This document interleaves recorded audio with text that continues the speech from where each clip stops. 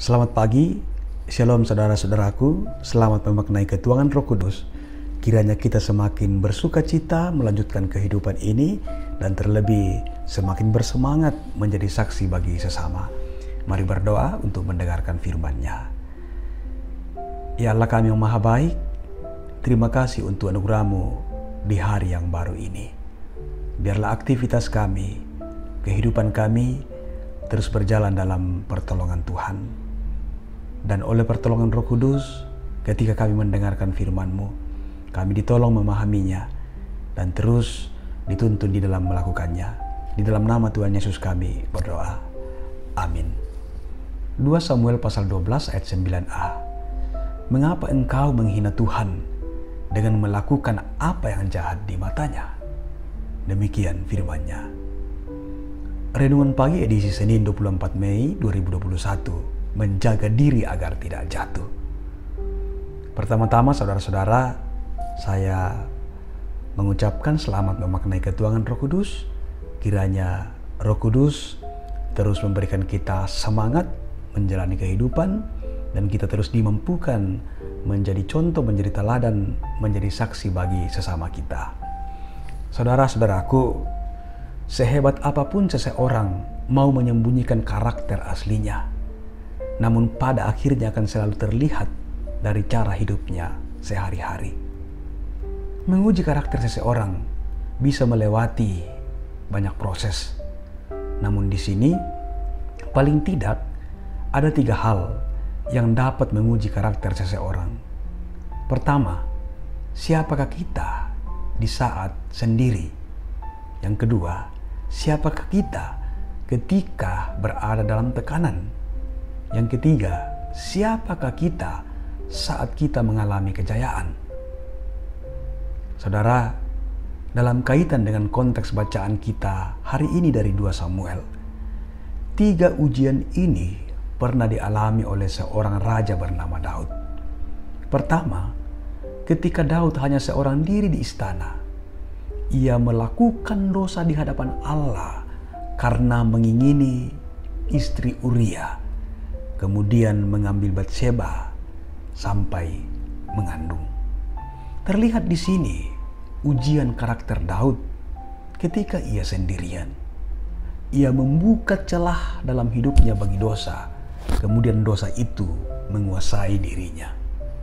Yang kedua, ketika Daud berada dalam tekanan karena Batsheba mengandung, ia mencoba mencari siasat untuk menutupi dosa yang ia sudah lakukan.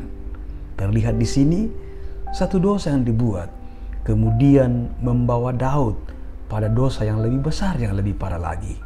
Dan yang ketiga, di saat Daud berada di puncak kejayaan sebagai seorang raja, sebagai seorang penguasa, dengan mudah ia menyusun strategi untuk membunuh Uria dan mengambil Batsheba sebagai istrinya. Ketiga ujian tersebut membuatnya gagal menunjukkan karakter sesuai dengan yang dikehendaki oleh Tuhan. Dan pada fase ini, dalam masa kejayaannya, Daud berada dalam kejatuhan. Saudara, dari proses ini, kemudian Daud belajar untuk mengenali diri dalam pembentukan karakter yang baru. Pastinya sangat tidak gampang. Namun ketika Nathan hadir mengingatkan dan menegur Daud dengan sangat keras, "Mengapa engkau menghina Tuhan dengan melakukan apa yang jahat di matanya?" Bacaan kita hari ini.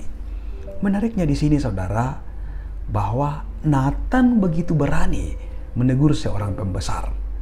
Dan Daud dengan hati yang terbuka menerima teguran dari Nathan itu. Sehingga Daud menyesali akan perbuatannya, bahwa dia telah menghina Tuhan melalui perbuatan jahatnya. Saudara-saudaraku, mungkin kita pernah diuji karakter kita dalam 3 kondisi ini. Atau mungkin saja kita sementara dalam ujian karakter dalam berhadapan dengan 3 kondisi ini. Ketika kita sendiri dalam tekanan dan ketika dalam kejayaan. Saudara-saudara, bukanlah hal yang gampang untuk tetap stay dalam rel firman Tuhan ketika kita seorang diri, ketika kita berada di dalam tekanan, karena kita bisa kompromi dengan keadaan. Juga ketika kita dalam masa kejayaan, bisa saja dalam masa kejayaan seseorang bisa jatuh ketika kejayaan itu disalahgunakan.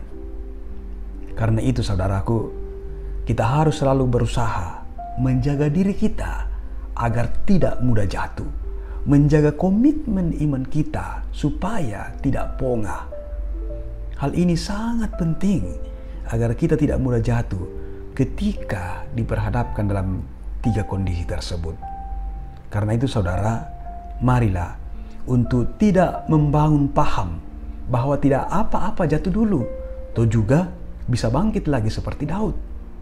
Saudara, kita harus ingat bahwa jalan hidup kita sangat berbeda dengan Daud, dan Tuhan menyatakan dirinya, menyatakan misinya kepada kita dengan cara yang berbeda-beda. Karena itu saudara-saudara, dalam ketidakmampuan kita, kita sangat bersyukur bahwa Roh Kudus dicurahkannya ada dalam kehidupan kita melalui peristiwa Pentakosta.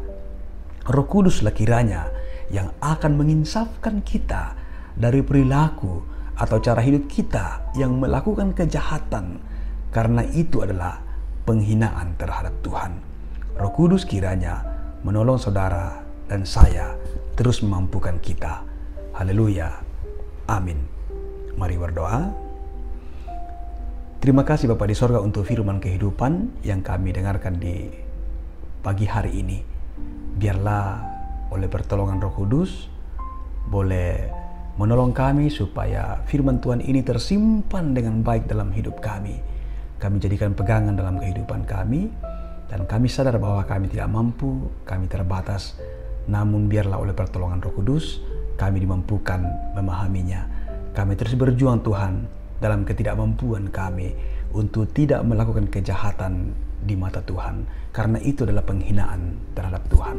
Tolong kami Tuhan, supaya oleh pertolongan Roh Kudus kami melakukan hal-hal yang benar sesuai dengan yang dikehendaki oleh Tuhan, supaya hidup kami menjadi sebuah kehidupan yang memperlihatkan hal yang baik, memperlihatkan contoh bagi sesama kami.